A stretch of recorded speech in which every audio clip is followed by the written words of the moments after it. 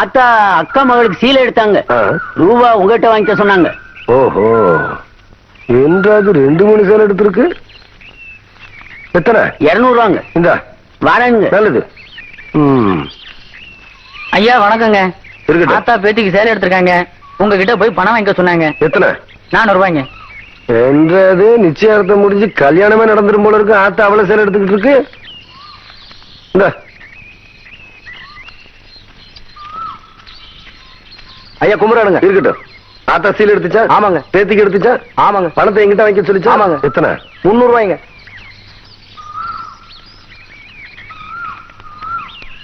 இந்தாங்க. நல்லதுங்க. ஐயா ஐயா, ஏய், இந்த இடத்துக்கு தான் 300 ரூபாய் எடுத்து போன. அது பெரிய கவுண்டர் எடுத்த பட்டு சேலைங்க. இது தெய்வான எடுத்த நூல் சேலைங்க. தெய்வானையா? கவுண்டரே